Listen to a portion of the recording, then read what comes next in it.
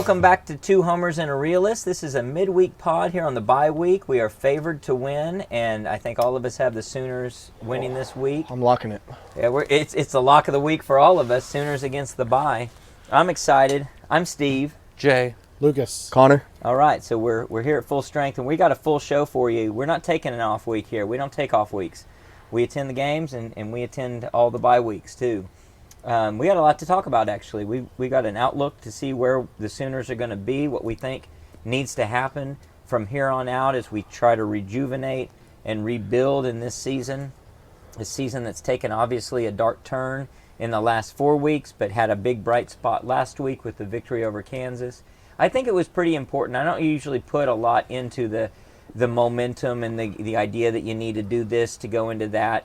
But this seems important to me. It seems important that we had a good win, a solid win to build on, something to rally around so that they can go into a bye week and get healthy and start to focus on the remainder of the season. What do you guys think? Oh, a fourth loss heading into 2 weeks of us sitting around talking and the fans and the players and coaches. That would have been bad. It would have been miserable. Very bad. A fourth loss to Kansas in alt uniforms at home. Complete hope lost, Yeah. honestly. It would have been very scary, actually, because I think all of the things, as good and bad as the defense played, bright spots, a lot of concerns, we would have been very frustrated and upset if, with Dylan Gabriel, the offense would have sputtered a lot. The offense shined and really did well. And if he hadn't have played, it would have been real interesting to see how that would have played out, because you would have had, I don't know, you would have had a lot of questions about the coaching staff. You might have had a lot of booing. You would have turned a good fan experience and a good recruit experience into something really negative. I don't know who they would have played or what they would have done if they would have done the Wildcat. They may have played different players, because I guess the report is that General Booty couldn't play the week before against Texas because he had an adverse reaction to a shot, which my 10-year-old daughter asked, why was he drinking alcohol before the game? And I guess I'm raising her Because right. it's OU Texas. Yeah, Why wouldn't exactly. So, anyway, that didn't happen. None of that happened. We came out and we played well, and now we are here in the bye week. I kind of look to this not just to get healthy, but in terms of the normal get healthy and get your legs back underneath you and maybe get a few players back or get them closer to being back. But I think just get healthier in terms of the team and not to just glom onto what they've been saying, but the unity, it might actually matter. Get the unity back with the team, get everybody on the same page, get them back mentally so that they are really geared up for an exciting end-of-season run, hopefully into a bowl game. I think all of that tends to be really important at this point for them. I'd like to see a continuation of development of where they want the team to be, and that would include playing the younger players, getting them some reps, getting them incorporated into the schemes they want to run defensively, etc. But I don't know how realistic it is or how much more we can see in terms of what players are going to play for the back half of the season in terms of underclassmen. What do you guys think? You have a feel for it? I think the physical rest is going to do us good, too, because even Venables, the week of Texas, he said our guys look tired. So this, 10 days off or whatever it's going to end up being, obviously it'll be 14 between games, but just having some mental rest and physical rest is going to help hopefully rejuvenate for the rest of the back half of the season. I think you can really focus on the principles you tried to instill in the first half of the season, and you don't have to focus on them in a, like you just said, Lucas, in a physical way. I think you can go back, really spend some time in the film room, and even from that aspect, even just the mental breaks you're going to get. You're not having to worry about all the looks that you're thinking towards on Saturday and everything else. I mean, these guys, like you just said, from everything that we read and have heard, not even just the players, but the coaches have a chance to reset amongst themselves and really try to reinstill the principles that Venables brought in the beginning and say, this is what we're about, this is what needs to change, this is what we're doing well, here's where we need to work. I think it's going to be really fun next 5 games. I'm excited. The weather may have something to do with that. It's beautiful out here tonight, but I'm excited for late fall football. I think it's going to be good to see what this team does. Yeah, it's a big second half of the season. There's a lot to focus on. There's a lot to be rejuvenated about. it's important for next season, the growth of the team, the growth of the coaching staff. It's a good time for the coaches to reevaluate what they thought was going to work coming into the year, what hasn't worked, what started working, what we need to continue on with, all those types of things. Four-man fronts would be a major. Yeah, 4-man front versus 3-man front. That'd be nice. Getting both of those things to work the way you want, incorporate them when you want to use them. It is good to have the downtime. I think that's important. So that Use you're this not, to fix things because it is all fixable. It is all fixable. No, I don't think it is. So I think that what helps, and it's like you said, Lucas, about the physical, but it's also the mental. And as you were saying, Connor, I think it's helpful that it's not a game week preparation. Here's what we have to do, the urgency, sort of the anxiety that comes with that. It's more of a setback and let's evaluate where we are. Gives them a chance to catch their breath. And that's a measure of how good this coaching staff can be. Will they utilize this as a chance to catch their breath and understand what the dynamics of this team are, what the weaknesses and strengths are, and what realistically they could try to achieve? Obviously, they're going to try to win every game, but it's a different mindset now with 3 losses. You really have a lot more degrees of freedom. You're not worried about trying to get to a championship game. If that some weird way lucked into it where you were playing in the Big 12 championship, that'd be great. Obviously, that means running the table, but the pressure isn't there to run the table. You're going out and doing the your job. pressure is there just to win 2 of the next, am I right, 5 games. Yep. But also just each individual player to focus on their job, getting better just at In their what they area. do. Well, and look at someone like a Deshaun White, who we've all been hating on, but at the same time, Deshaun White at this point, you're working on doing your job and you're working on getting better draft stock as well. I mean, you're going to have guys who don't have championship November on their mind, but they have other things as an incentive to say, hey, I need to go out, I need to perform. And you saw it last week. I mean, in my mind, against Kansas, the pressure's on, but at the same time, it's also off. Like, you do need to go win. You don't want to go on a 4th straight loss into a bye week, but at the same time, you're not. At this point in time, if we look, we're not really in the conversation of a conference championship. We're not really in a realm of playing into that or making sure we don't lose a game to miss that. I would love to luck our way into it because I think by the time we get to that point, we are going to be a much better team than what we are or what we saw in that stretch of 3 games.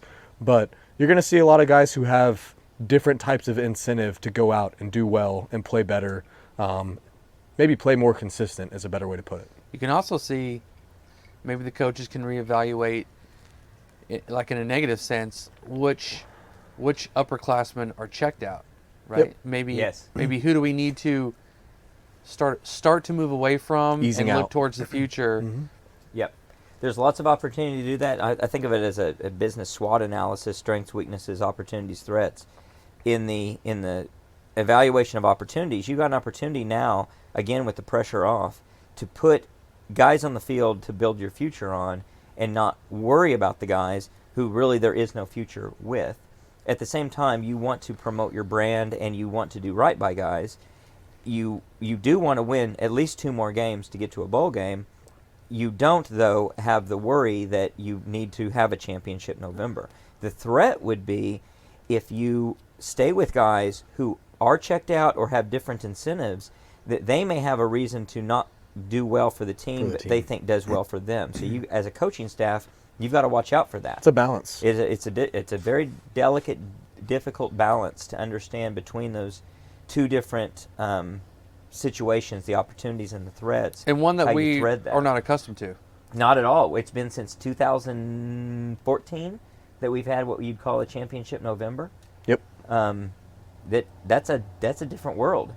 So in 2015, obviously, we have the unlikely run in getting into the playoff, and then in 2016, it was a championship run to actually revive the season, and then we end up just splendidly winning the Big 12 title and Going to undefeated a in great conference bowl play. game. Yeah, going undefeated in conference play. So it's different than all of that. We don't have that, and the spotlight's not on you. Use that to your advantage. Don't let that be a distraction or something that causes you to lose focus and you let the season slip by you. That is a concern. There will be guys who want to just finish playing football at OU. They don't have an incentive. You think of the guys that don't have any draft capabilities. There's a chance that they could slip up because, they start looking at like, well, what do I have to win and lose here? I don't want to get injured. I want to graduate and go somewhere else, and where am I going to go next year? Right. What am I going to do? Yep. Yeah. What's next for me? Right. So that's a difficult balance. It'll be interesting to see how they handle all that. It'll be, I think, interesting to see the schemes that emerge out of this.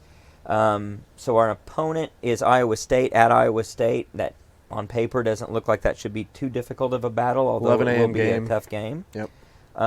It's not a Thursday night game, thankfully. They moved that sometime in the spring. And it's a game where Iowa State's sort of in a similar position. They're very much of the similar record, so they've got the similar type of situation facing them.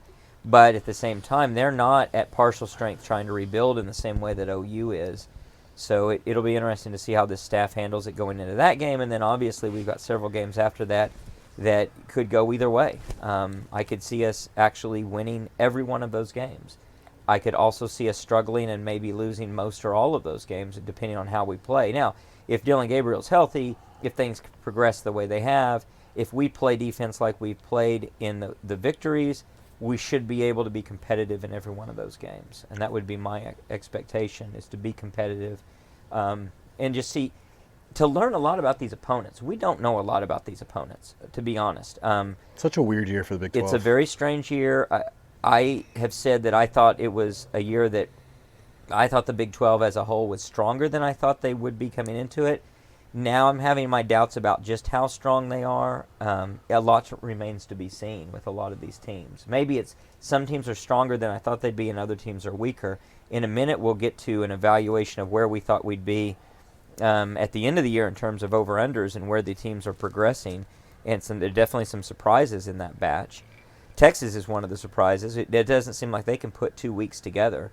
They're good, bad, good, bad, good, bad. We happen to catch them on a good, if you will. I'm not using that as an excuse. They caught us on a bad, if anything. But they caught us on the worst. We'll see how they perform against Oklahoma State, who's coming off of a difficult loss to take. Obviously, it was a difficult game at TCU.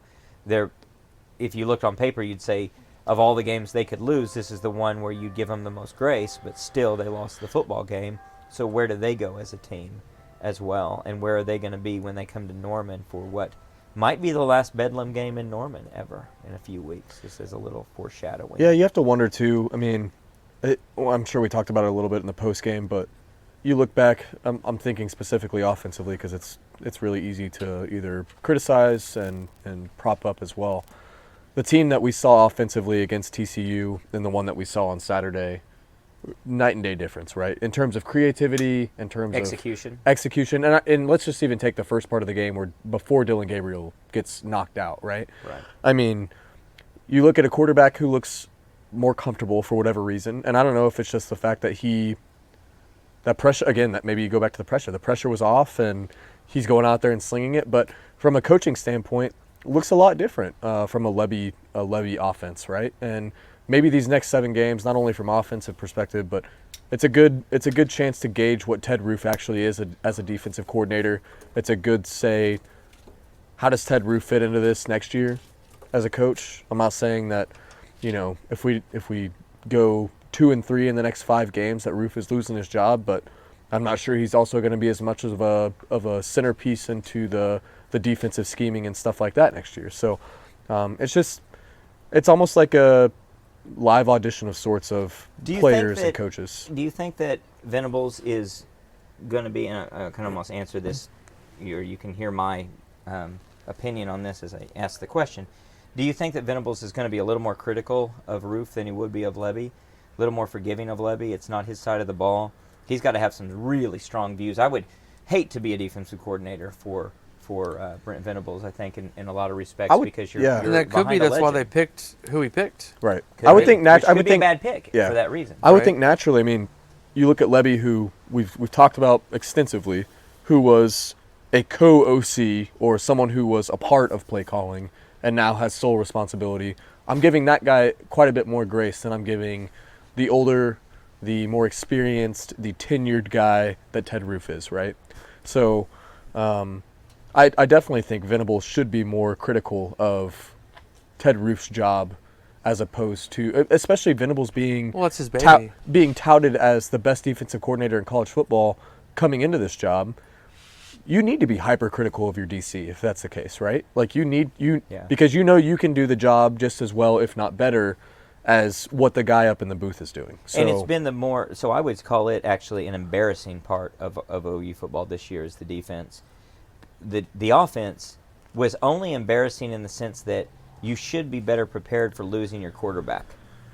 The loss of the quarterback is obviously a big blow, but you shouldn't be so inept if you lose your quarterback. And when the offense has worked, the offense has looked really, really good. The defense has just looked pretty darn good when they've looked pretty darn good, and then the other times they've looked just downright hasn't been awful. a lot of gray. Very Jekyll and Hyde. Yeah. Lucas, what are your thoughts from a realist perspective? I don't know how critical Venables is going to be of Roof necessarily, because Venables is still involved in the planning of every game on the defensive side of the ball. He probably just lets Lebby do whatever he's going to do, in practice. And then he's making major decisions of the scheme that we're going to be implementing for each week to week with Roof.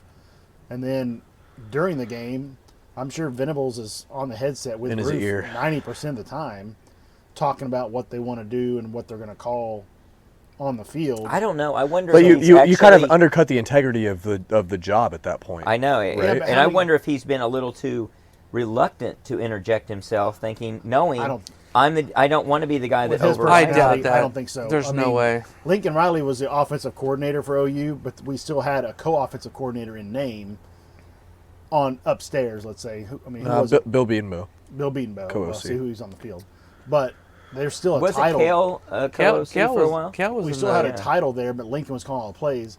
I'm not sure that Venables isn't calling with Roof 80% of the game. I don't know. So I don't know that. But he could be deferring to him a lot. That dynamic would be really interesting to know what's really going on there.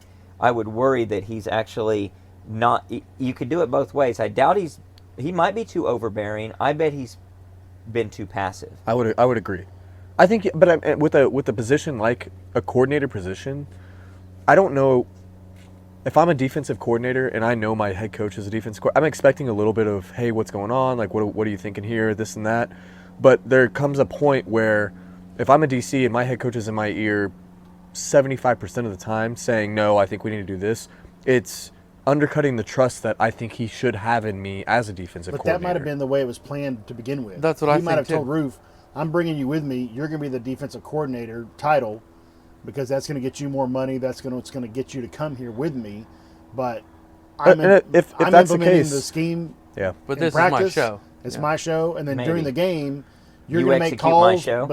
But I'm going to interject Well, I think whenever I think it's the wrong But call. that could be a problem too. That could be too overbearing because he gets to be. Well, am I the defensive coordinator or not? Do I get to get this call or not? Do I get all the blame? But if you know coming in that your head coach is going to be co-defensive coordinating each game with you, then there's no ego to worry about in that situation. I don't know if it's much ego as it is who's making the calls, and is there hesitancy on Ted Roof to make the calls he needs to make. If there's any hesitation when he's making a call and you've got seconds to get your defensive scheme in, if you think you're getting second guessed by that guy who you know is a defensive genius down there, that's tough. But how about when we've talked about the play call is coming in, and then the linebackers and everybody are still looking to the side to see if they're going to change the play call right before the snap. Right. That might be looking to Venables to see if he's going to go ahead. Again, and just go overbearing, through and it. that could be a problem. And I'm not accusing him of being it. I'm just wondering out loud. That could be part of the Could be problem. one way or the other. with some Could be part of the defensive problem. We've seen. Is Roof DC plus linebackers coach?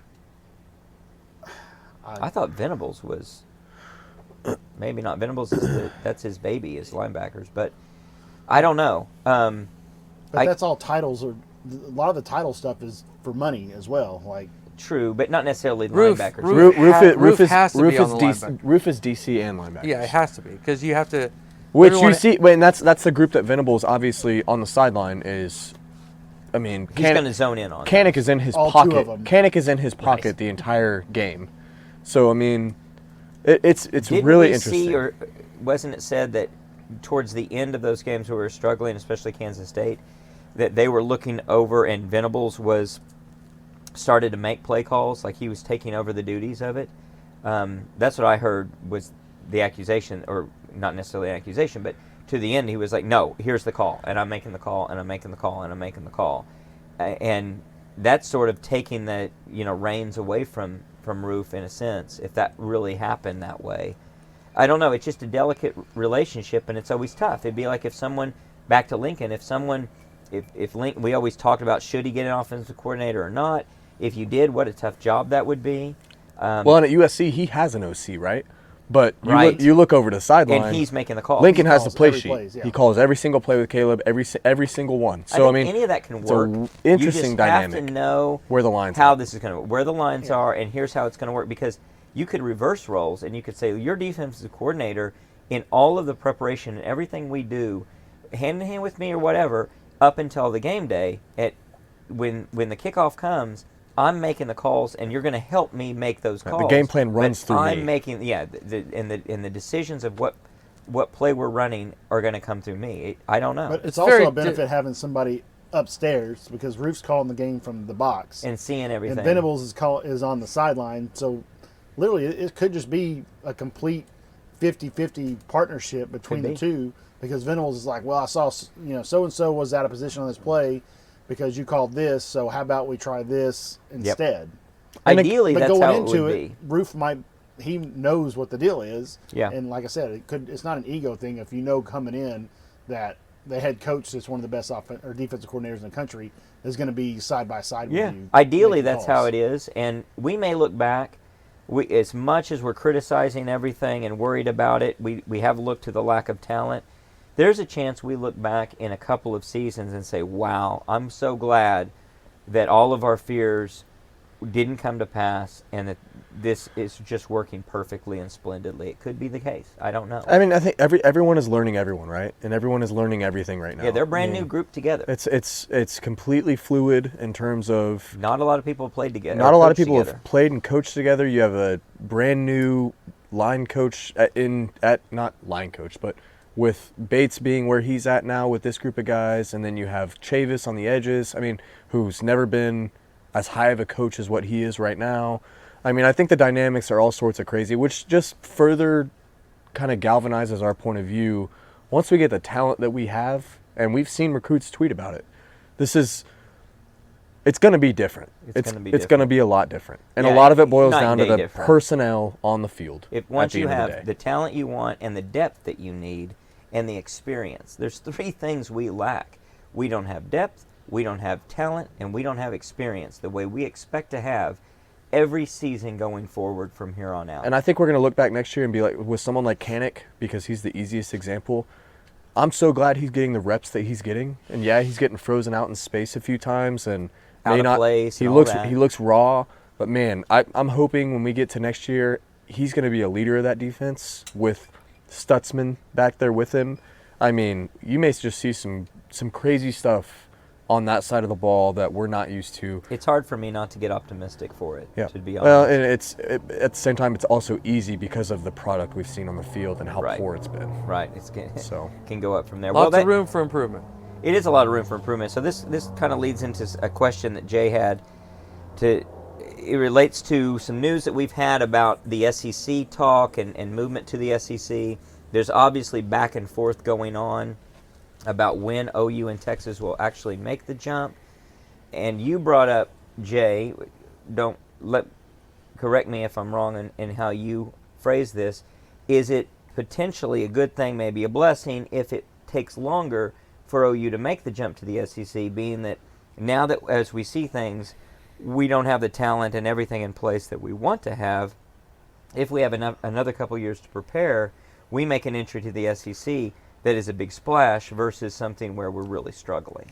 Correct. I mean, if we had been 5-1 or 6-0 at this point, and how most of us thought the season would start or how the team would look, a jump to the SEC next year doesn't look so daunting. You actually look forward to it, right? You've got Gabriel more than likely coming back.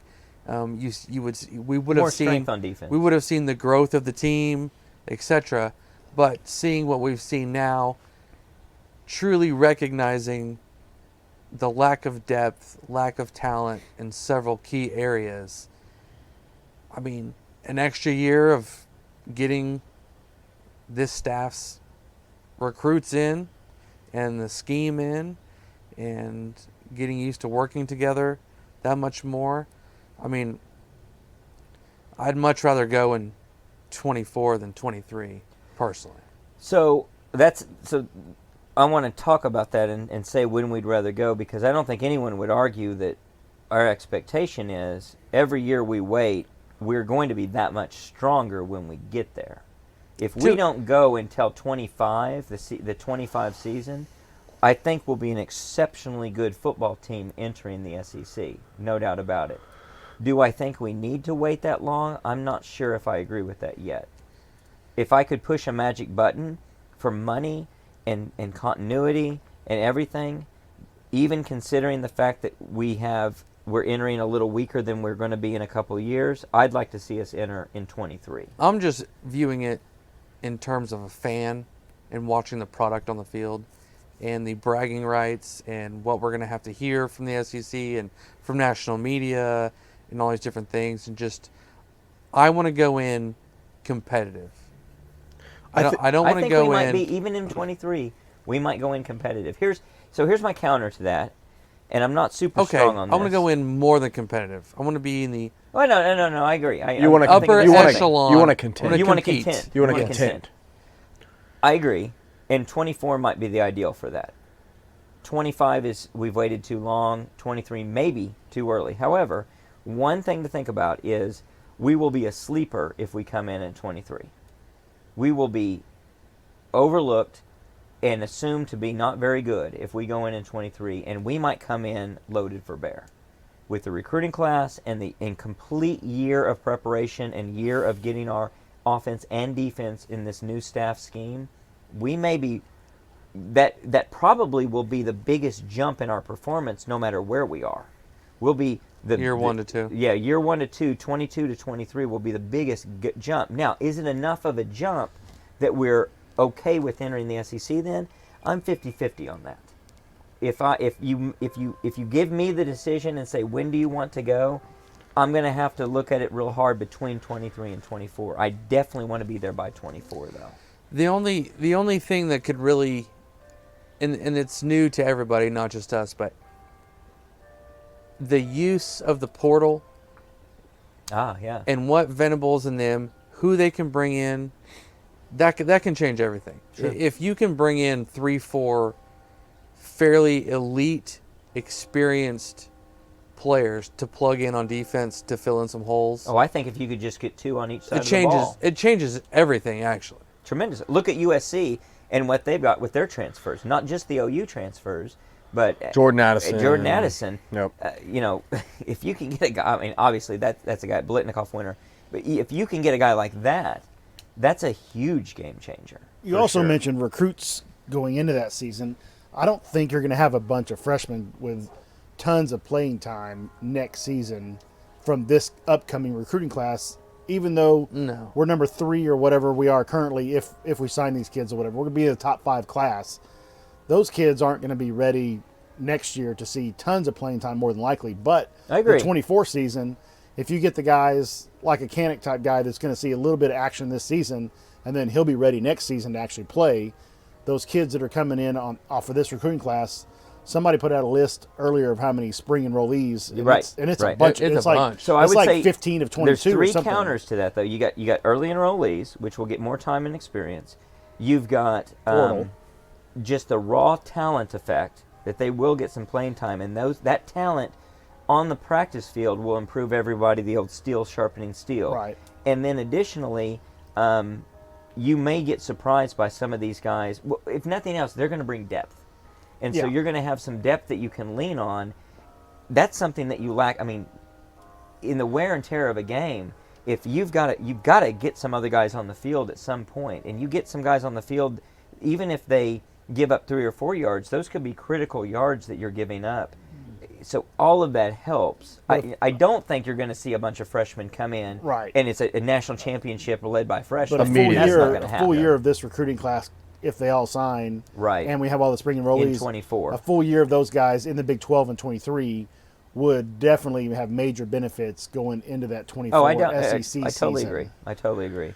Connor, what are your thoughts? No, I think so. If we want to just boil it down to, if we go back to the quote that we're all looking at, we're actually talking about not even 24. They're saying first season in the SEC will be the 25 season. And to Steve's point, I think that's too long. Because I think by 24 we're ready. I think we are. I would actually lean towards next year. I would like to be a dark horse type of team with a. In my opinion, I don't think this staff, anyone on this staff at this point, has any interest or any. I'm not going to say any because there's always a chance. It does not seem like there's a very high likelihood of anyone from this staff going anywhere else based on what Venables is doing. And the kind of guys that he hired is the kind of guys that seem like they want to be around that type of program. So you get that on top of the guys who are already bought in when they come in and they've got to see a year of culture being recruited, and then they come in as early enrollees with the big list that we have. I don't think it's completely crazy to say we could go into the SEC next year and not be a force, because I think we would. Then you draw the line of being able to contend. I also don't hate the idea of one more year to firm that up, to get that top 5 class all ready to go. I like the idea of Jackson Arnold being introduced as a starter in the SEC as opposed to another year in the Big 12. I don't think that helps him at all. But 23 or 24, if I had gun to my head right now, I would say I think I would prefer 24 just based on what I've seen in the past 4 weeks. Right? Exactly. Here's why I would prefer. I agree with that entirely. And here's something I just thought about of why I would, if I could push the magic button and decide when we go, from a fan's perspective, and why it would be 24. In fact, it might be, you could even argue that it'd be 25. But and then I want to say something that's counter to this to talk about why it doesn't matter. But if I could push the magic button, it might be 24 or even 25, because we might be, our best chance of being a playoff team Yes. might be in the Big 12 in 23 and 25. That's Literally, what I was don't gonna homer me interject. on this Yep. one. We might be a playoff team in 23 out of the Big 12, whereas we're real struggling to do it in 23 in the SEC. Yeah. And then the 12-team But playoff. in 24, you can. Now, if the 12-team playoff comes, it's supposed to be 24. 24, 26. I don't think they've made a final decision Okay, yet. have I thought they had, and they're talking about accelerating it. All that changes it, but I don't know. In the scheme of everything, your chances are just better in the Big 12 than the SEC. We don't need those chances in 25. In 25, we're good enough to contend on our own in any league. they? Yeah. But in We the short should be. term fandom, In the short term, you have a lot better chance of winning the Big 12 in And so 24 you might and enter- getting into the playoff than you do. you might enter the SEC as a national champion in the 25 season, winning a national championship or Yeah, being a that's contender in entirely possible. 25 and 24. And if you're in the Big 12 and 23, you honestly might be a playoff team then in a 14 playoff, and then in 24 you're entering as a playoff team. It's the best of all worlds. Now, all that said, none of that matters, because what's going to determine this is a business decision.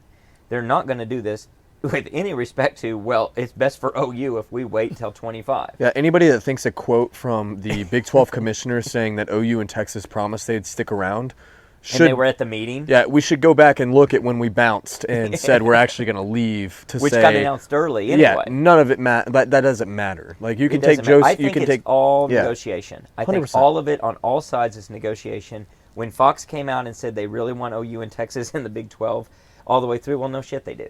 And I think that everybody from the television group to every constituency is going to try and play this in their advantage and position it so that, think about what they want.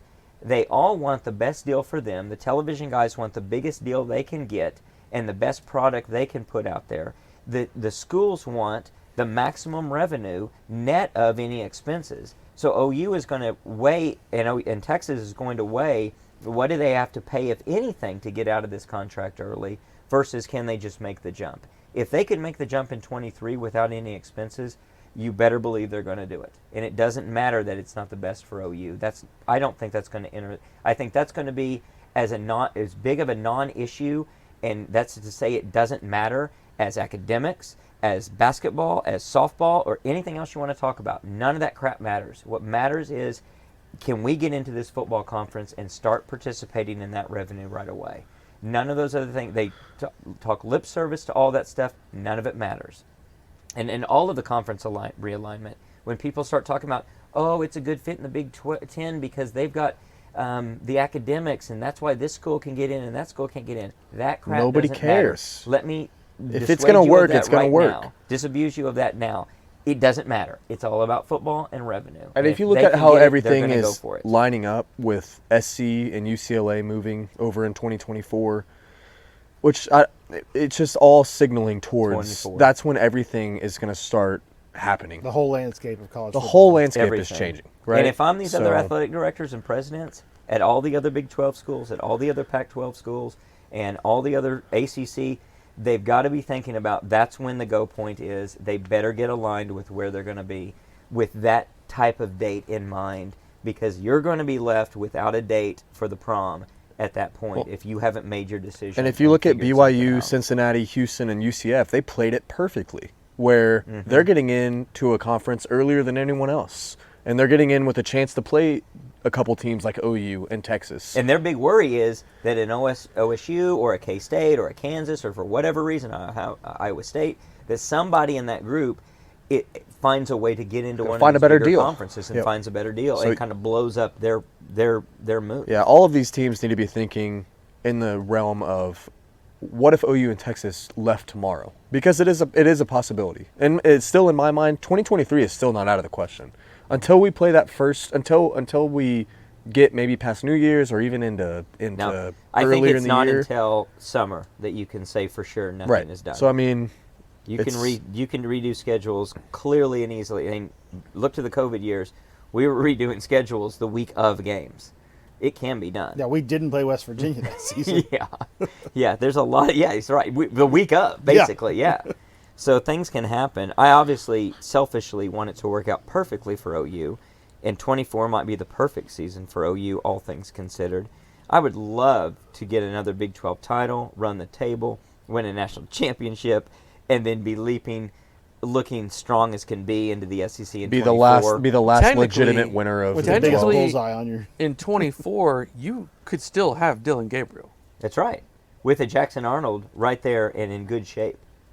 You might be in a great position with everything. You could have a third year starting OU lo- Dylan Gabriel. And this isn't Yeah. just Homer talk that Yeah. this could be everything lining up with the recruiting classes they've got. If they, like you say, which is really important, and I think it's underappreciated, you've got to start utilizing the portal to your advantage.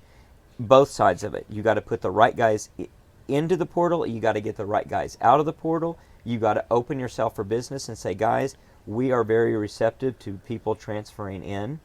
And I think in the spirit of the soul mission and everything else, it does right by players to put them into the portal when this is not the best place for them. To say, we care about you, we care about your future, you're going to be a starter at some other school, you're not going to be a starter here, let's help you find the school that's going to be right for you. If you want to look to an example, look to Barry Switzer and Troy Aikman, who Barry Switzer basically delivered him to UCLA and said, this is going to be the best move for you, it's the best move for us, this is great. And Baylor look what did he it this year. Yeah, that's right. With Baylor did. Bohannon, yeah. They Well, I said, mean, hey, we're starting shaping. We understand if you want to go somewhere else, that's probably the best move for you. And we did it on a smaller scale with someone like a Cody Jackson, who gets to go home and play for his home school, which a lot of people have taken Cody Jackson. But after that spring game, I think a conversation happened where it says, look, like, you're a good player. You don't fit what we're trying to do. And if you want to go do something, it's not here. And Venables has outwardly said he's not going to be a Lincoln Riley. He's not going to throw up every single roadblock when you want to go somewhere else. he's going to actually help facilitate that move. I respect that a lot. I really, and I really hope that always stays true, that he is a guy that is a stand-up guy that does the right thing by these players and doesn't stand in their way of their best and next best opportunity and finds good homes for them when that's the home and shoots it straight when it says, right now you're not a starter, but you could be for us and we want you here. This is a good place for you. Just I hang hope in that's there. honest. Yeah. Just hang in there. Hang in there. I think that's important. You'll see it too. I mean, it'll be very indicative when we get to the end of the season about who leaves and who stays. Well, before we get any further, let's change gears and let's talk about locks of the week. The realest deal, locks of the week. So, to recap where we are, as a group, I'm going to start off as a group. We are 40 and 44 in locks of the week, 48%. We're getting there. We're not getting terrible. there. We're getting there. Terrible. We're going to start from best to worst. So Jay, still our leader at 12 and 9. He was 1 and 2 last week, but he's still 12 and 9 at 57%. You're still winning money. You're still beating Vegas. You still can't go back. Caesars called today, and they said they don't want to see you back in that casino Yeah, because I the don't way know you about leverage that. that. I am 11 and 10, 52%. I am just neutral or slightly below neutral of the juice. I got one of those at negative 105, so I'm in good shape. 2 and 1 last week. I'm on the rise. Connor is 9 and 12. He's 43%. He was 1 and 2 last week. Had a tough week last week. A couple of tough weeks in a row. Lucas, you're 8 and 13. You're 38%, but you were 2 and 1 last week. And that one that Half you a lost, point. half a point. Yep. Half a Ole point Miss. from being 3 and 0 last week. So I think things are on the up and up for us as a group. It's going to be a good We'll bye week. see. Well, let's hope so. So let's go through some locks of the week. I'm going to read mine off first because I want you guys to criticize this. I think this will be the second week in a row that my number one lock of the week is Oklahoma State. We don't know if Spencer Sanders is going to play. We don't know if Mike Gundy is the man he claims to be. And I noticed that his mullet is looking pretty shabby these days. They're getting 6.5 points against Texas. I'm going to take them as a lock. I'm also going to take Miami, Florida against Duke, giving 7.5. And I'm going to take Central Michigan against Bowling Green, giving 6.5. So I'm definitely moving around the country a little bit with my picks. Connor, what do you got? Yeah, so it's a couple tough weeks for me. I think back-to-back 1 and 2 weeks. Going to try to flip that around this week. First one, I'm taking Pitt, -1.5. It's Louisville, right? I believe they're playing Louisville. Yep. I'm going to take TCU, -3.5 against Kansas State. TCU, they're looking like the real deal. If Duggan can stay healthy, if he can keep doing what he's doing, their wide receivers are, that one in particular. They are definitely the real deal. Johnston is a freak, and it's not just his dreads that make me say that. So I'm taking them -3.5, and then I'm taking Washington -7.5 over Cal. Late night games Late for you. late game. Cal is not good. I think what's his name? Penix for Washington. I think he's good most of the time. I'm banking on a good week for him. So Washington -7.5 against the Bruins. No, I'm sorry. What is Cal? Cal Bears. The The Bears. Sorry, the It's UCLA is the Bruins. Yeah, That's right. If A it different was type of UCLA, Bear. you would not be picking Correct. Washington, giving Correct. So 7.5. Washington -7.5. Correct. I like to be facetious and lock Appalachian State -10.5. Good work. You win. You win. Because they just finished the Lucas game wins. and they dominated. But I did not already have that beforehand, so I won't. We appreciate the I won't integrity. take that. I've got Houston -3.5 against Navy. Good pick. I also have Tulane -6.5 against Memphis, and Penn State -4.5 against Minnesota. They got blown out by Michigan last week. I think they're going to have a rebound game. I think the Nittany Lions can pull it together. I'm Yeah. not sure. I may be burned on them from that first week.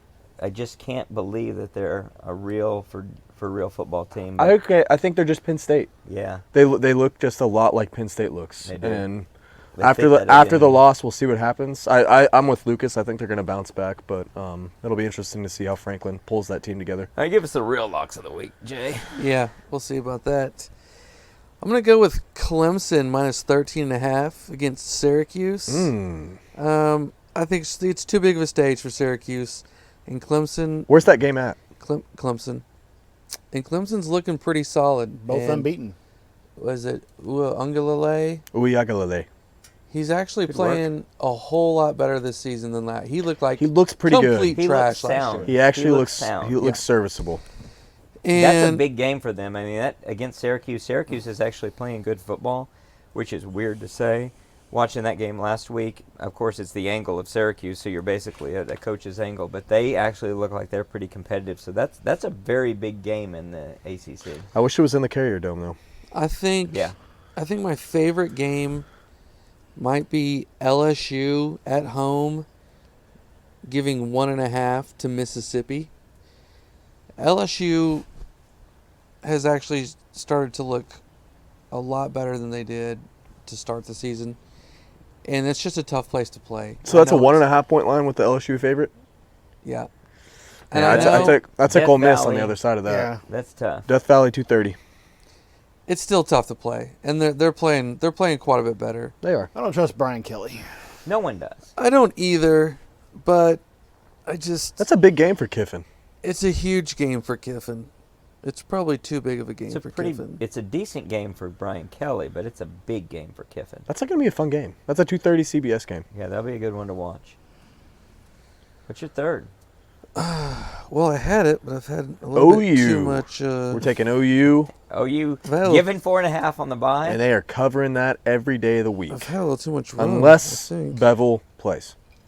Bevel plays, it's a toss-up. I'm gonna go. I don't know why I've picked this team so many times because Texas A&M. yes, I'm taking Texas A&M on the road at South Carolina, giving South Carolina 3.5 points. I do not think that Spencer Rattler is going to get it done. A&M, as much as I can't stand Jimbo, or the team, or the fans, or the Colts, they've got a What really about good their Army? defense. That's a day game too, right? Let's see. Nope, here. that's 6:30. 6:30. Okay. I mean, I think South Carolina will be pumped up and ready to go. They got but- some cool lights there. Is that in South Carolina? Yeah. Yes. Why 3.5? Doesn't that seem wrong? Seems incorrect. Just tell me offhand, in the last 4 years, what's the recruiting classes been between A&M and It's South just not Carolina? even close. So they're only 3.5. That seems like free money. Their offense is so bad. Yeah. A&M's No offense coordinate. is The line is no actually the quarterback. line is actually going towards South Carolina as well. It's actually down to -3 now. Well, I think your heart, Jay, and all of our hearts would be with South Carolina in this, and Beamer and Rattler and everything. But it just seems like free money. I can't believe they're only giving. Yeah, I 3.5. just don't see it. I don't know. I've been wrong on A&M just about every game this year, so we'll see. I don't know why I'm still riding Well, for the that train. sake of our records against yours, I'm not going to say I hope you win. So That's fine. we'll see. We'll see what Beamer and the boys can do. Definitely so. Well, there's a couple other things to talk about. One, it will be something that might be embarrassing to us, and that is to recap where we are in terms of our predictions for the Big 12 and some of the other teams of note in college football. So I'm just gonna work through these quickly so we can see. So Texas, coming into the season, their over/under for regular season wins was 8.5. All of us took the under, and they're at 5 right now. They're looking pretty good to cover 8.5, I would say. Looking really good if they win this weekend. If they win this weekend, they're looking solid. If they don't win this weekend, they're not looking so good at all. It's pretty close. It is pretty close, but they are 5-2. They've got 5 more games to go. I mean, did we really think they would be better than 5-2 right now if we had gone game by game? Well, we thought one of the losses would be to us. Right, but And the other one to Bama. and the other one to yeah, so Bama. they're kind of right on where we I guess we didn't think they'd lose to Texas Tech. right. But and probably should have lost to Iowa State. So you're right. Maybe they're not so bad. Oklahoma State was also 8.5, and Jay and I took the under. Connor and Lucas took the over. They've won 5 games so far. I guess I'm in the same position on that team. I don't know. And probably this game with those two facing each other is going to determine which of those two is in the driver's seat to cover that over-under. and the other one is maybe struggling a little bit.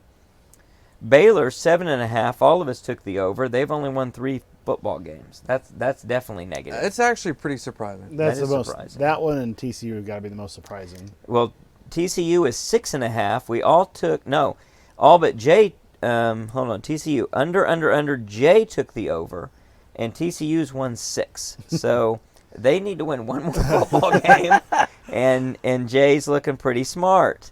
What did you know, Jay? Kansas State, they were also 6-5 or 6.5, I should say. They've won 5 football games. They're looking really good to cover that. Iowa State How do we was. feel? I think we all took the over We on all that. took no. Jay took the under on that one, so he knew all about TCU. He didn't know nothing about K-State. Iowa State 6.5. We all took the over except for Jay took the under, and they've only won 3 football games. So I would say you're looking probably in the money. I don't know who they have left in particular. They've got us. They've already played and lost to Texas. In a game they should have won. Yeah, game they absolutely should have They've won. got West Virginia after us. They've got Oklahoma State in Stillwater the week after that. Week 12, they have Texas Tech in Ames, and then 13, TCU at TCU, and that's it. So it's kind of a it's kind of a toss. I don't think they're going to get 4 wins out of that schedule. I don't think so either. West Virginia, they were supposed to win 5.5. The over/under was. I took the over. Everyone else took the under. They've won 3 football games. I think I'm looking pretty good on that one. They've got to win 3 more. They've got Kansas. No, no. They lost to they Kansas. lost to Kansas. West Virginia has us. They have Oklahoma State. They have Texas Tech. And they have Kansas State, and they have Iowa State and TCU. Oh, they can easily lose. They 4 could of those. easily lose Yeah. 4 of those. Yeah. Yeah, that's not looking so great. That's about in the middle. A lot of these are in the middle. A lot of these are kind of could go either way. Vegas knows what they're doing. Vegas is doing okay. Texas Tech 5.5. They've won 3 football games. I took the over. Everyone else took the under. So they got to win 3 more football games. Who do they got? They've got West Virginia this weekend. They've got Baylor in Lubbock. They've got TCU in Fort Worth. They have Kansas at home, Iowa State in Ames, and then they end the season with the Sooners in Lubbock. Same thing. I mean, That could go either way. 3 and 3. I can see It 3 could and go 3. either way. Well, here's one to circle. Kansas. They've won 5 football games. Yes. 3 games into the season, they hit the over because it was 2.5 on the over-under. Lucas and Jay took the over. I took the under. Connor took Easy. the under. It was easy money. That was easy. That was the easy money, apparently. 3 games into the season, that one covered. Cash that ticket. We were counting a on month ago. Leipold to do well, and Jay named him the next Yeah, I named LSU him head coach. Yes, right. I Which named him head coach. it looks like You he's going to be a head coach You've somewhere actually else. named him head coach, I think, at 4 different programs That's right. so far this season. Yeah, when we lose to Iowa State, I'll be waiting for you to name him our next head coach. So here is one that's fun for everybody. USC 9.5. Everybody took the under, and they've obviously won just 6 football games. I say just 6, but it has been 6 where they potentially should have lost one other in that mix. They've got to win 4 more football games to hit 9.5. What they got, Connor? So USC remaining schedule. UCLA and Notre Dame. For They've sure. got Arizona next weekend. We'll win that. They've got Cal We'll the win week that. after that. They've got Colorado, Colorado. the We'll week win after that. There's their 9. And then they end with UCLA and Notre Dame. So that's tough. That's Notre Notre Dame Dame is the underperforming. is the That could go either kicker. way. I am. That's the game that Notre Dame has circled on their calendar. I pretty much put that as a for sure loss preseason for them. And you don't feel like that. No, not the way Notre Dame's playing. Yeah, Notre Dame looks really bad. But then again, it's UCLA, it's USC, it's Lincoln Riley. They could lose to anybody on that schedule. I'll tell you Well, right not- now. well, everyone has them circled was as it Colorado? a dark horse playoff team Any because they football lost an team. Or October Arizona. game. They could lose to Arizona. They're not going to lose to Colorado. Or Cal. Probably not Cal.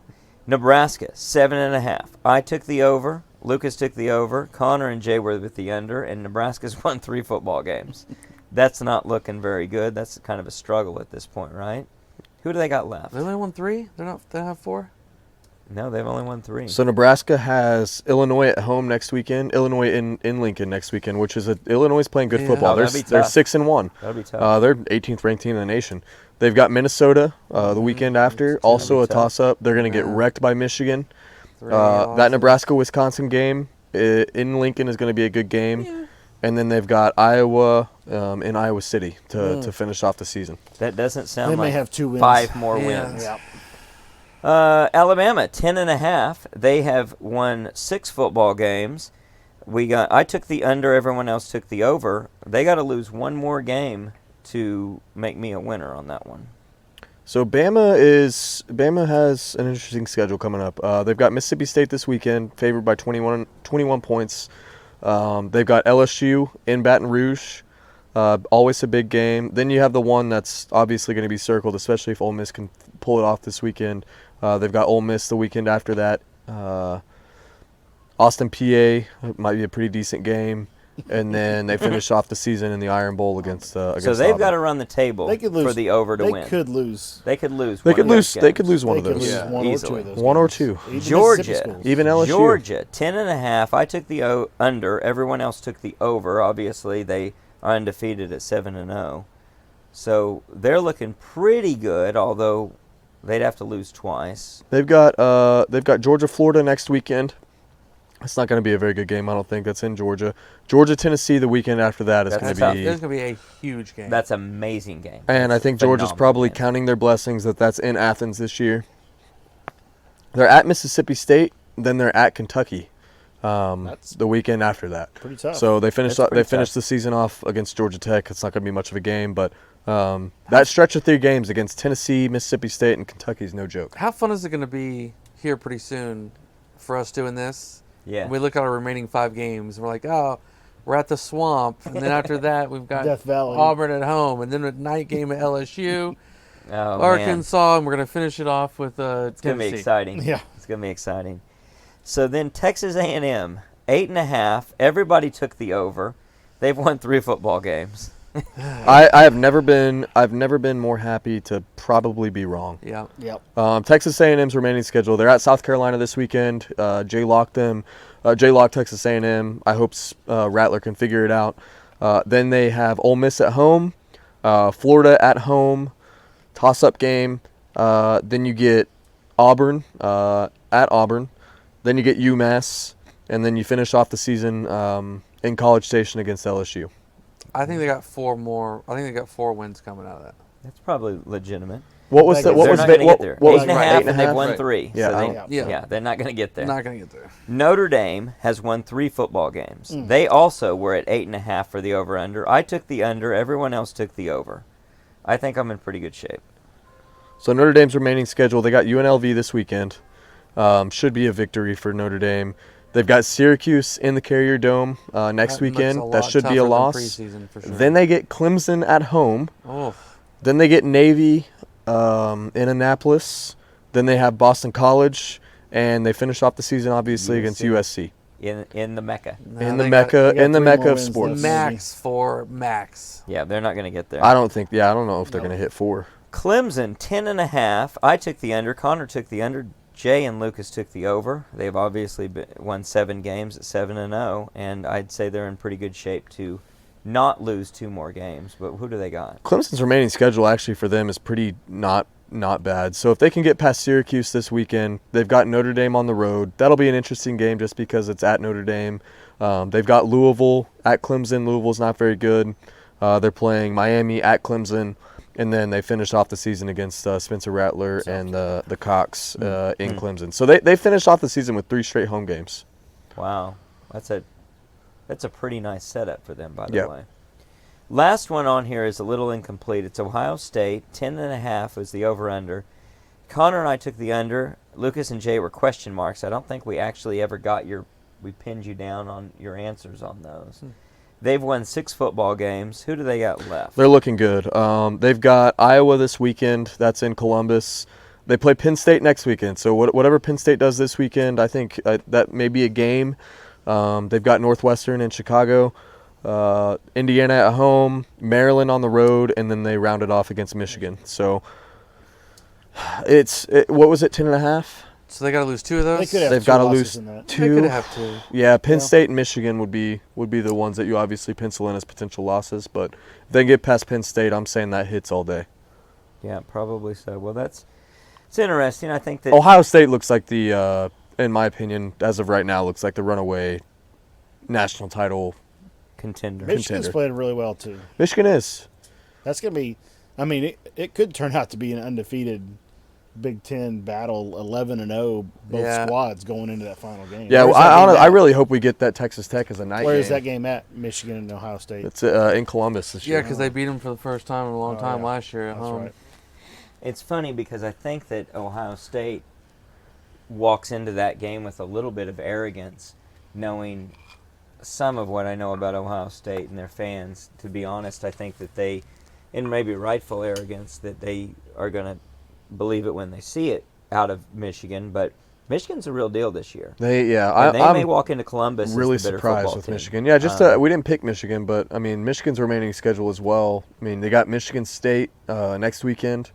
Always a weird game, but Underperformed, Michigan for State sure. sucks. They're Mhm. bad. They're very bad. Well, good They're- thing they signed their coach to an extension for like $75 million. Yeah. so- For 10 years. What a bunch of morons. So are they trying to be dumber than A&M, but they couldn't quite do it, right? battling it out. Unbelievable. They've got Rutgers on the road. They've got Nebraska at home. They've got Illinois at home.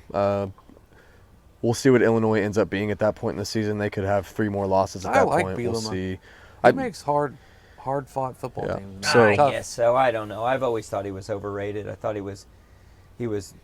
I don't know. I don't. He's think so. convenient. He's just a convenient head Yeah, coach. he's kind of a Kurt. He's the Ferentz guy. or He's the something. guy you Yeah. kind of want to say, "Hey, we're gonna breathe a breath of life back into this program." And that's but all he can that's do. and he's gonna go on from Illinois and go coach at a big school, and he's gonna be mediocre. That's Yeah. all it's gonna be. Yeah, he floats around from place to place to being above average, and then he plateaus. He definitely outkicked his coverage in the As he marital department. said. Oh, oh, really? I didn't notice that. Yeah, I don't know if you outkick your coverage when you make millions of dollars every year, That's and true. you can basically do whatever you want. Yeah, I don't know. I've seen him with his shirt off. A 3 so- plus 6 figures equals a 9. Well, that's the thing. She never lets him take his shirt off. He's probably never around. So, last thing, I want to talk about tailgating. Tell me, guys, what's going on in tailgating at OU?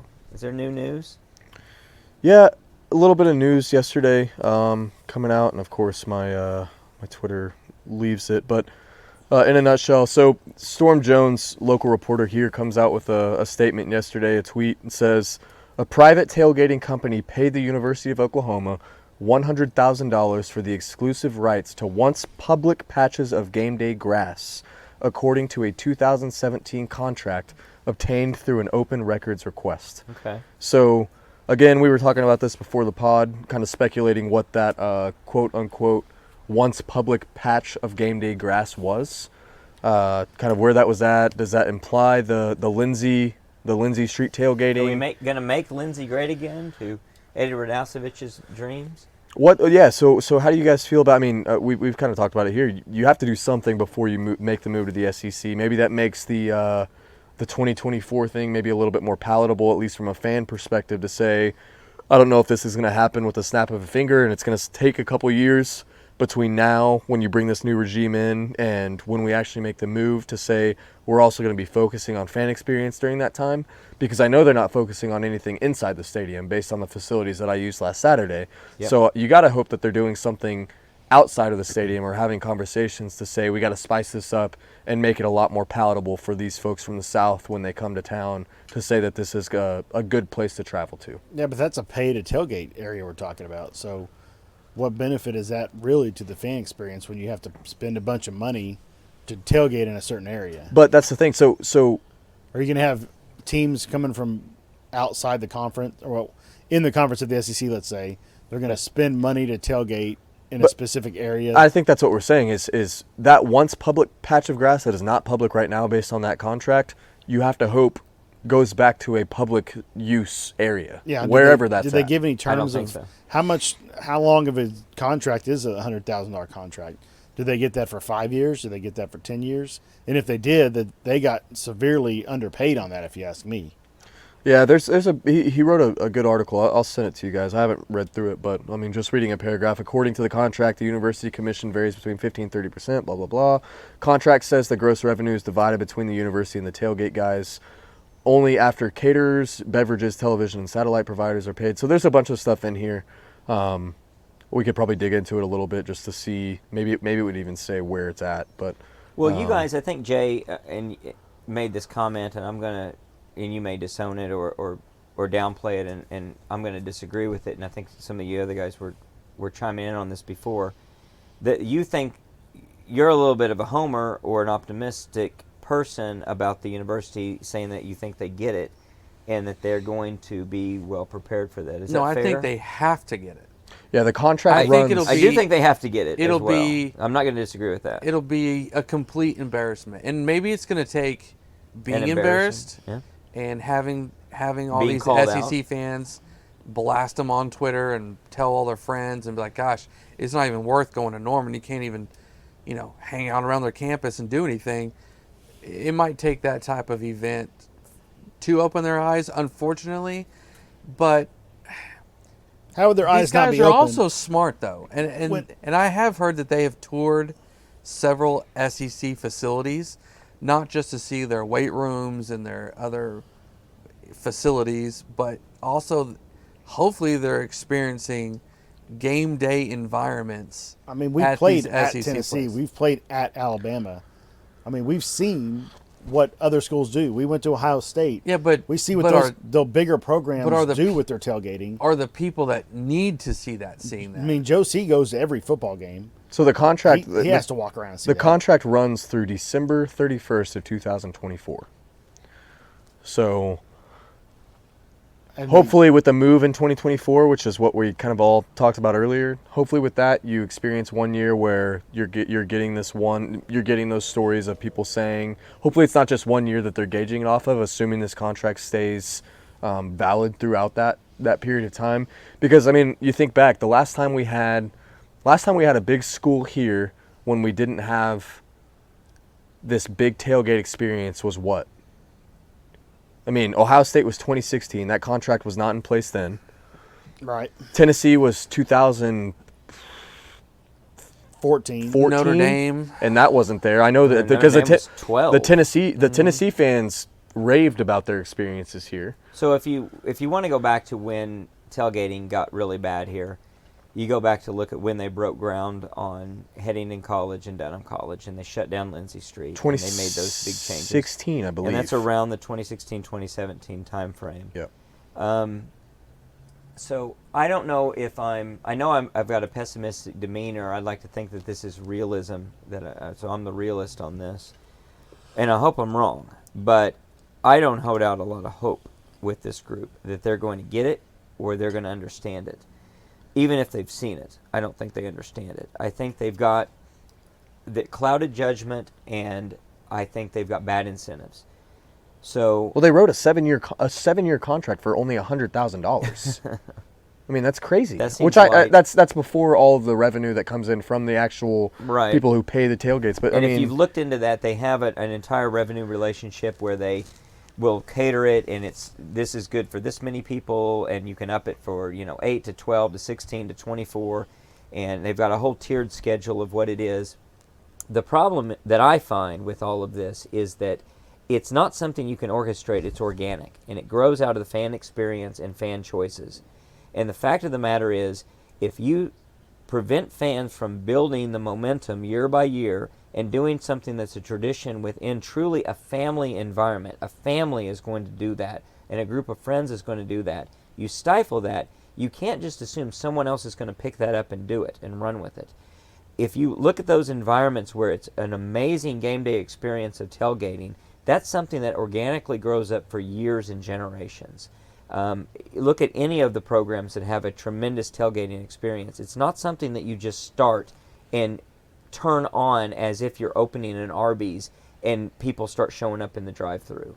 So as I look at it, and I look at a lot of examples in the stadium environment, and I'm pretty disappointed, as well as things they've done outside the stadium environment, I don't hold out a lot of hope. So as you mentioned, Connor, we go to the stadium. We're sitting in the upper deck in good seats, donor seats on the west side, and our fan experience in a lot of respects is miserable. The concession stand experience is miserable. The lack of good even bathroom facilities is miserable. It's a long line for very few bathroom facilities. It's concession stands that are a joke. One thing that I'd like to point out... Volunteers. Working exactly. at the concession stand. Exactly. Nobody walking up, because they ended that, nobody walking up and down the stands selling in the stands, which helps alleviate all of these problems and keeps butts in the seats to cheer for your team. That's all been eliminated. I looked at something that is actually a safety issue, and that is as you walk up and they're symmetrical, so I don't know what it looks like on the south side, but the west side ramps, as you go up the north end of that, as you get to the top, and when you're exiting the stadium is when it's an issue. But as you're entering, there are concessions built into the stadium there to your right, but to your left are some makeshift frozen drink, and I think there's a beer stand there. Well, at the end of the third quarter or the fourth quarter, at some point, they're done and they're breaking down their setup, and they always take and dump all of their ice into the walkway. Yep. Which becomes a pool of water. You're walking through 3 inches of water. That literally 20,000 people are going to walk through, which is not safe and it's not pleasant. It's ridiculous. It's little things like that that makes me think they don't get it and they're not going to get it. When they break down and say you can't tailgate here and you can't tailgate here, but here's a little section where we are going to allow it, but you're going to have to pay these fees and you're going to have to be in this structured environment. That tells me they don't get it. They don't understand what makes for a great tailgating experience. They don't understand what makes for a great game day experience for people. And that, I don't think they're going to understand what it takes. I think they're going to try and recreate it in the way that I always like to say, look, I can turn the sprinklers on, I can flash the lights on and off, I can have the wife dance around topless, and we can play cards. That doesn't make it Vegas.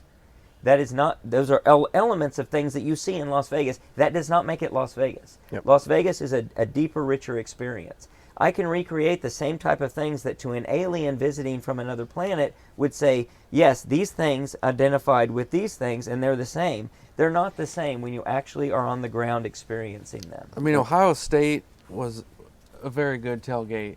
Tennessee was incredible. Yes. UCLA was incredible. UCLA was really good. But that's the thing. There's more land area around all three of those stadiums we just Right. named. There's more grass. There's Correct. more area that aren't buildings. There's not as many streets around the stadium. Yeah, where you can actually back your car in or have a car with stuff and not have to travel and set up, which is another testament to the restrictions I think that we have in place that prevent people from doing things that would enhance that experience. I mean, we talked about it on the way to the game the other day.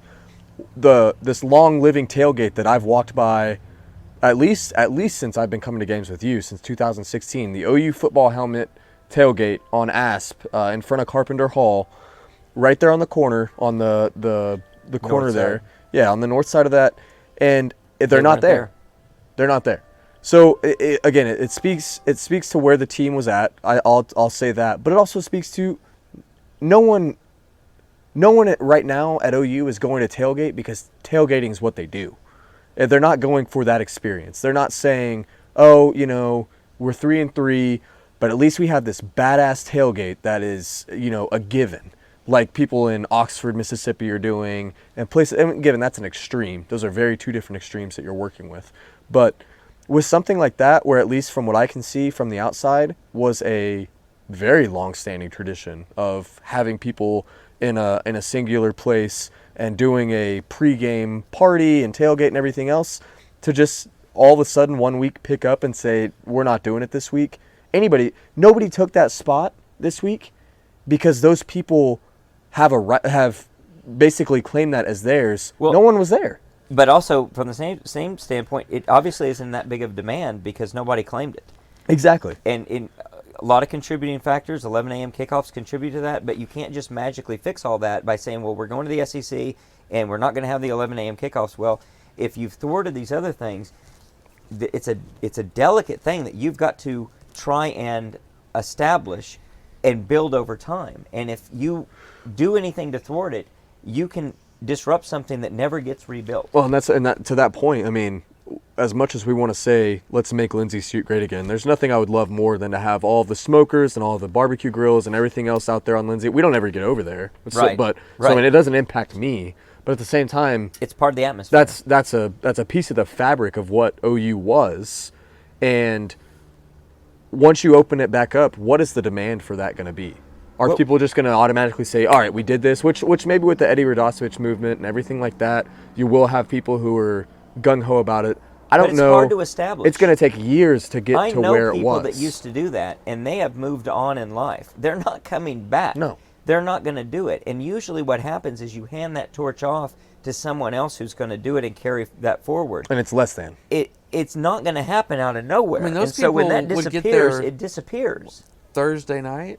Was it Thursday night? Oh, yeah, Thursday, stake out and yeah, be ready to go. drop off their tents and stuff. So if you don't have that where you can hand the torch off to someone else and they think of it as a tradition, you're not going to just start it anew, because we know how difficult it is to start new traditions and get people to change their behavior. And we know Heck, how easy it is to stay home. it's difficult to get them to come to the stadium, period. Yeah. And if you do this and say, oh, and by the way, we're having a tailgate, okay, great, I might stop by. It has to be an ongoing tradition that you continue to build. I worry about the greed factor. I worry about the bad incentives.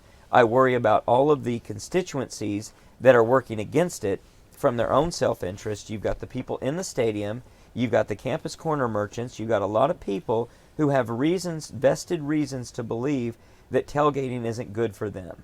I think that's wrong, but if you let all of them have a seat at the table and you don't have the constituency of the silent, invisible tailgater that would be, you're never going to get to hear their side of the story to say, you need to promote something and give us an ability to do this thing.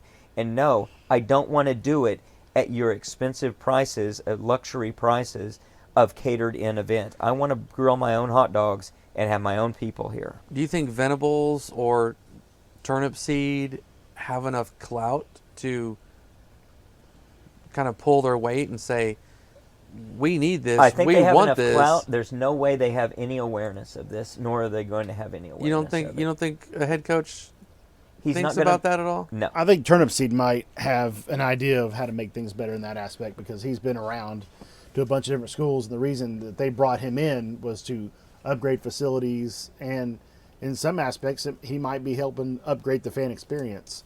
What they used to tailgate at the duck pond Right. when Yeah. I was younger, and Yep. even the medieval fair used to be held over there Yep. before they moved it over to Reeves. But who owns the duck pond area? Is that the university or is that the city of Norman? I am pretty sure that's the university. I'm not sure. That's what I thought too. Why is that not? Well, that was a big Why is controversial that not a thing. tailgate area? When that happened, and that happened about at least 15 20 years ago. 20? My neighbors used to motorhome down from South Oklahoma City, which if you looked at the map is not far, but that was a tradition. 15-minute drive. And they would drive down there, and they would be there several days before the game with all of their crew, and they'd all motorhome together, and it was an experience for them. And they killed that, and they made them move all down to Lloyd Noble. Yep. And that was a very killing experience for that. I know that it's been pretty strong down there with a different group. There's no that's involvement between the rejuvenated. football stadium and That's Lloyd Noble. so far away It's too and far so away. different. Not even close. All Especially of in those little 95 moves, degree and heat. so you look back, it's a history of moves like that, and they don't understand what they've got. When you talk about the game day experience in Turnip Seed, I hope I'm wrong, but I think they're going to think about things in the stadium. I don't think they're going to think about the atmosphere outside of it. I Well, I don't know think they're going to Brent's- think about what needs to happen to build that experience, and think about every different type of fan that comes to that game. Brent's brought back like the Walk of Champions or whatever. What is that? What it's called? Something like that. He hasn't brought it back. He's enhanced it. Enhanced. Yeah, Okay. they were doing that.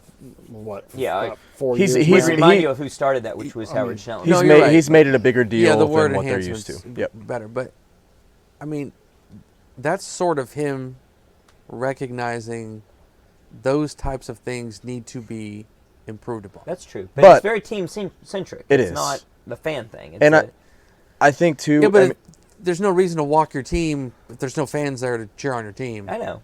But if you look at right now, the two are not correlated at all. When we talked about it before the game, that I was not expecting the turnout remotely close to what we saw 11 a.m. after 3 losses against Kansas in 87-degree heat we filled the stadium. So if fans are sitting in seats and things are still the way they are, it's going to be less incentive for Joe Castiglione, especially outside the stadium, to say, I need to do something different. Because guess what? I'm still walking to the game. I'm still going. I'm still sitting down. I'm still paying him money to go and watch that, as well as 83,000 other people. So I think you have to start inside and then probably move outside once you say, all right, we've done this. Now how do we compete with the other elite game day experience schools from an outside tailgate perspective?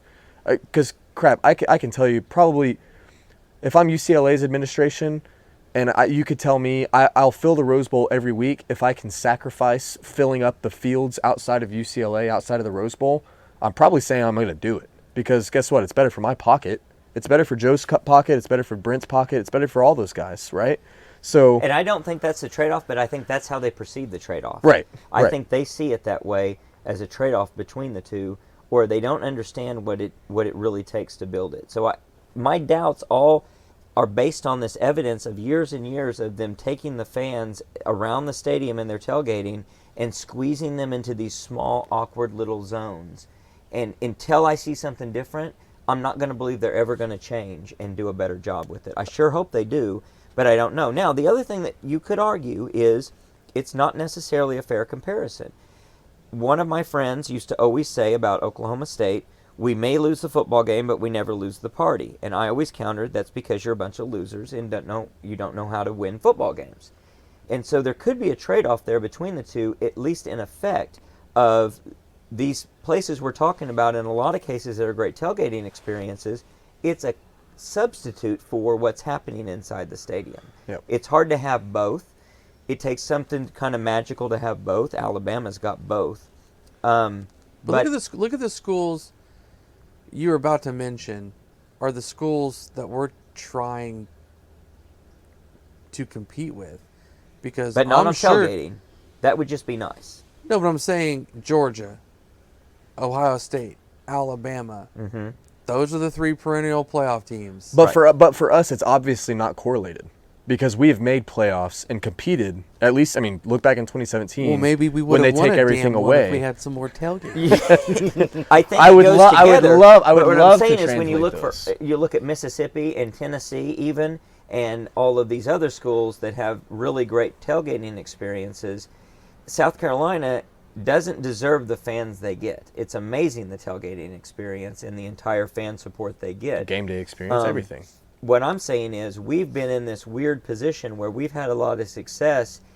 At the same time, we've been thwarting the fan experience, especially outside of the stadium. Failing. It's going to be a weird reversal if we suddenly start welcoming it, and it may be too little too late, or it's going to take a long time. It may be 2 decades from now that we look back and say, wow, that's a great tailgating experience at OU. It may be a mismatch. I hope it is a mismatch, that we're winning football games at a higher level than our tailgating experience would otherwise lead you to believe. But I hope the tailgating is coming up fast to catch up to what's happening on the football field. But that has been not the case. You would over like the last reputation 10 of years. fans coming in, though, to be like, man, we went to OU. Their tailgating was awesome. You want it to be. You want it to be, because we say that about Tennessee and Ohio Absolutely, State you and want it to UCLA. be. How I'm not saying you don't how want it. awesome it I'm was saying to it go won't be. visit those places. Well, and the What about just economically? I mean, what if there's no money what to be if made by the the university and tailgating outside of this thing that we're talking about earlier. That's my fear. That's why they is that don't way care that's about- why they don't care. Do they yeah, but does the charge- city of Norman care and the vendors care?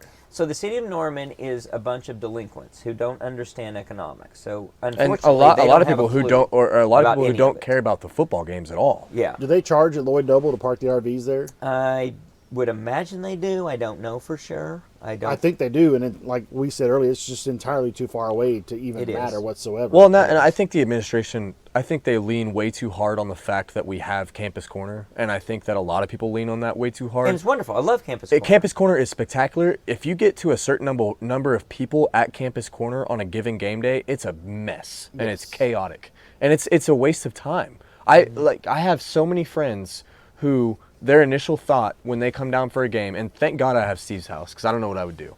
And Shelby and I were talking about this last week. is when we used to come to games before Steve lived here, so close to the stadium, that we would come down, we'd find a place to pay to park, and we'd say, all right, like, I guess let's just go to Campus Corner because I don't have anywhere else to go. And I don't have, there's no incentive to go all the way south to go to the duck pond or to go somewhere else. And if I'm parking as far away as Lloyd Noble, man, I'm worried about, I got to walk a good half a mile to get to the stadium. Could be bad weather. So It's there's further than a half a mile. It is. Yeah. It's a long walk. So I've there's walked it well, I many mean, times. even when we'd park at the foundation, I mean, Yep. parking at the foundation Yeah. was a good quarter mile, half mile walk, and it's half mile. I don't have any desire to say, all right, man, I'm gonna go walk half a mile in 90+ degree heat in September, Or rain, or snow, or rain, or whatever. anything else, and then on top of that, I'm gonna go find somewhere that I may not be a regular at from a tailgate perspective to go have a beer and then walk into the stadium. I mean, for and then about- walk all the way back. For about 18 or 19 years, I parked at the train station and walked down that street to Campus Corner and literally just hung out on Campus Corner for 2.5 hours before the game. Buy a drink here and there, but nothing crazy. because Wait in lines, you have fight to the wait in line, crowds. and then Yep, exactly. you're having to, elbow your way through people just to get by because people stopped listening to the radio people beforehand. Campus Corner is Or not the they're answer. selling stuff on the street and it's half blocked off, and then you just stand around until 45 minutes to a game. You start walking to the Well, stadium. these are great points, and I think they're alluding to what it takes to make a great experience, and that is the destination is the football game. Everything else in between is something that's got to just be an atmosphere, and it's really hard. There's no destination except for the people who have the specific tailgate to go to. They're just kind of floating around, and it better be as good as it can be, or you're gonna lose that fan quickly. They're gonna say it was hot, it was boring, and if it's not them, it's the spouse or the child that's with them that's going to be complaining that this wasn't great. But if it's a fantastic experience all around, all the way there, the pageantry and everything that's going on, then it's, even though it's like, what did you do? I don't even remember, but we walked around and it was amazing. That's what you want them to say coming out of it, and that's what it takes. Unfortunately, I'm afraid they just see, well, the Campus Corner merchants want to make money, and we want to make money in the stadium, and we're going to have a sprinkling of what this other stuff is that looks like a game day tailgate experience. Check the box, we've done it. We're going to throw a couple food trucks on And it's Asp. fine. Yeah.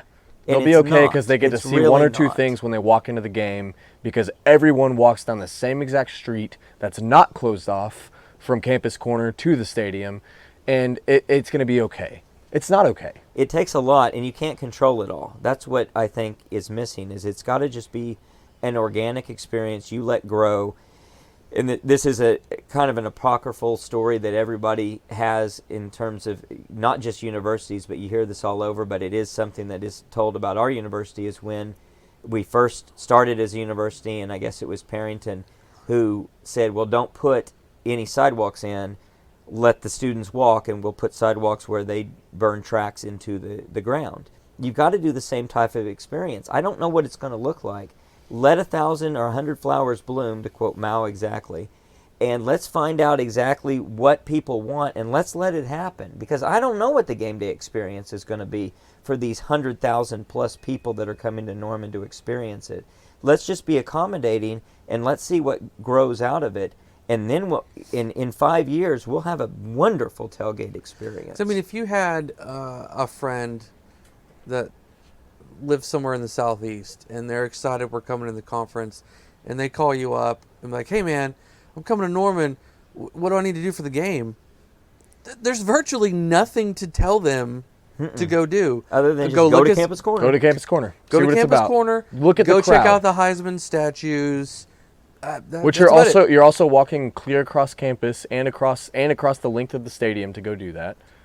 Where you'd like to with the just say, Heisman, but come with- down with- here and you'll find it, and Yeah. you'll see it, and Right. it'll be here. Yep. Yeah, go anywhere, it doesn't matter, you're going to find You're going to have a party. great time. Yeah. You're going to find a party the whole way through. Yeah, because like when we went to Tennessee, we couldn't go 10 feet from tent to tent. They refused to let you to deny them trying their barbecue and taking a shot with them, That's or awesome. giving you a beer. Like you couldn't go 10 feet. They wouldn't let you. That's awesome. They made you try their That's special what you barbecue. want. That's the goal. Yep. And you can't orchestrate that. You can't command it from on high. You cannot centrally plan that.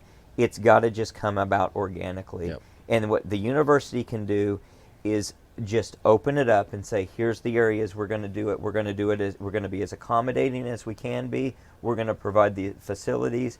Let's get it done. And I think what's so frustrating is you look at the open areas, even when we walk to the games, and the open fields and the open. If I put it in very, very simplistic terms, someone is worried about their yard getting stepped on. That's all it is. Yeah. Like I don't want my grass to get stepped on. And if it gets stepped on, it's only getting stepped on by 9 people as opposed to 90. So I mean, I think that's the most asinine part of the whole thing is we've just taken this very just uppity like We're talking 6 games a year too. Exactly. That's what really irks me. Yeah. And I We're know not talking about I know 24/7 the traffic, 100, Yeah. 162 baseball games a year or some crap. We're talking 6 Saturdays a year that there's enough traffic to That's a huge deal to for the dampen city. your grass down That or brings whatever. We're tremendous about. business to the I city. mean, there's people are going to trash stuff up sometimes because they're just lazy slobs. You send a crew in, they pick up the trash, whatever. It's actually 6 not that Saturdays. bad. Yeah. And look at all the space on the north side of the stadium. I mean, look at all of that space.